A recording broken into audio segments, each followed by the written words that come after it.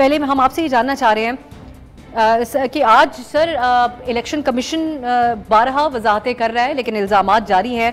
हमने देखा पंजाब के जो 20 हल्कों के इलेक्शन हुए, जो सियासी मुबस्सिरीन है उन्होंने कहा कि बड़े शफाफ इंतखाबात नजर आए और PTI की जीत में इसका नतीजा भी निकला।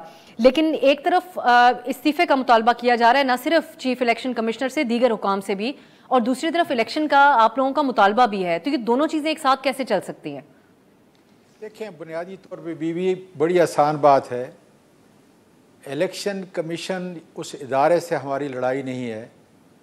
हम ये कह रहे हैं कि जिस तरीके से इलेक्शन कमीशन ने अपने आप को एक आईनी इदारे की हैसियत से आज तक जितने भी काम उसने किए हैं उस पे हमें मुकम्मल तौर पे एतराज़ है, और इसलिए अब इलेक्शन कमीशन पे हमारा एतमाद नहीं रहा।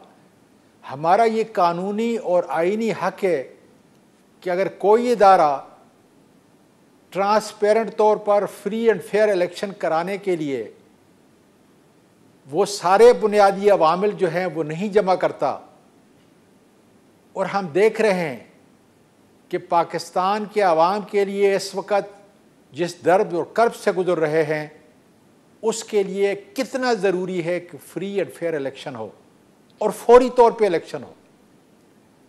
अब एक लंबी तफसील है, मैं आपको ये बताऊं कि 5 हमारी जो खसूसी सीटें थी पंजाब के अंदर, उसके साथ इन्होंने क्या हशर किया।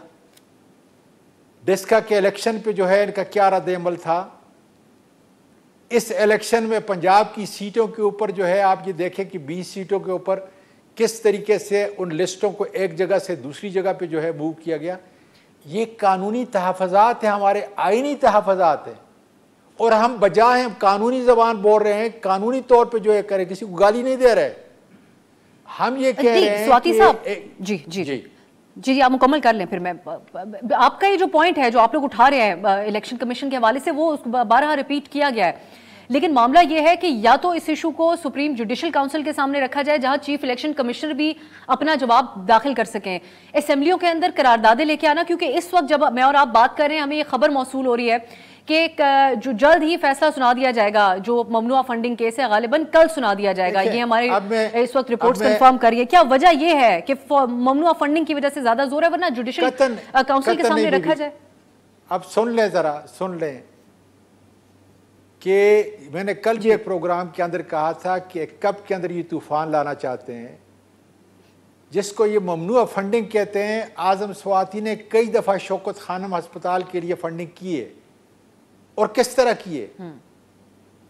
हमारे दोस्तों ने पार्टी के लिए, PTI के लिए किए 2010-2011 के बाद। वो ये है कि मैं वहाँ पे होस्ट हूँ, मैं अपने सारे दोस्तों को दावत देता हूँ कि आए, डिनर होगा और इमरान खान या उसका कोई नामिनी जो है वो स्पीच करेगा। उसके बाद जो है वो जो गेस्ट है वो आता है, वो स्पीच करता है।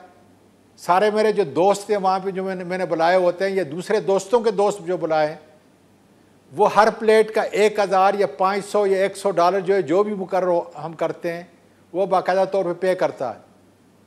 उसके अंदर अक्सरियत पाकिस्तानी है। मैं आपको ये बता रहा हूँ, यहाँ पे मसला ये नहीं है। फाइनेंशियल टाइम्स की जो सर जो कथा कलामी की माजरत आपसे, आप जरा सुन लें ना, आप जरा सुन लें जी।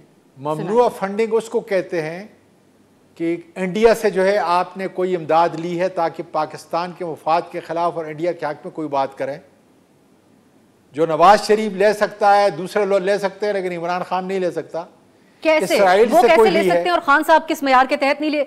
मैं किसी एक तरफ भी इल्जाम नहीं लगाना चाह रही स्वाति साहब, मैं अपने नाजरीन के लिए ये सिंपली पुट करना चाहती हूँ कि यहाँ पे हम उस तरह का कोई इल्जाम नहीं लगा रहे। फाइनेंशियल टाइम्स की जो स्टोरी के मुताबिक उसमें यह कहा गया कि फंड्स जो लिए गए थे वो फलाही काम के लिए लिए गए थे और इस्तेमाल किए गए सियासी मकासद के लिए। अपनी एक मिसाल मलिक अहमद खान साहब आज दे रहे थे, वो कहते हैं मैं अपनी ज़माने तालिब इल्मी में और जवानी में जब काम शुरू किया तब भी शौकत खानम के लिए फंड्स देता रहा।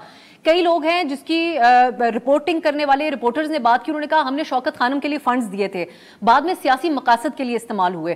तो असल इशू ये है, इसमें किसी की नीयत के ऊपर शक किए बगैर इलेक्शन कमीशन का एक ज़ाब्ता भी तो स्वाति साहब है ना, उसके मुताबिक फैसला होगा। मैं ये कहता हूं कि कतन ऐसा नहीं है।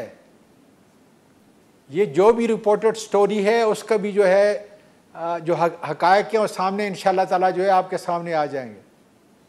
फंड बाकायदा तौर पे जहाँ से भी ओरिजिनेट हुए हैं, जिस मकसद के लिए ओरिजिनेट हुए, उसी मकसद के लिए जो है पाकिस्तान के अंदर आए हैं। ये भी इंशाअल्लाह ताला जो है बाकायदा तौर पे, अगर फलाही काम के लिए लिया और सियासी जमात के लिए प्रूव होता है तो आप समझते हैं कि ये पार्टी को नुकसान नहीं देगा अगर इस हवाले से फैसला आता है इलेक्शन कमीशन? कतई नहीं। सुन ले, हमारा इतना बड़ा जो है डेटा है, पूरे कुवैत से जो है हमें फंड आते हैं, यूएई से फंड आते हैं, सऊदी अरब से फंड आते हैं। जो हमारे पाकिस्तानी हैं उनकी बात कर रहा हूँ, जो हमारे मेंबर हैं उनकी बात कर रहा हूँ, जिनका शनाख्ती कार्ड है उनकी बात कर रहा हूँ। पाकिस्तान सिटीजन भेजते हैं।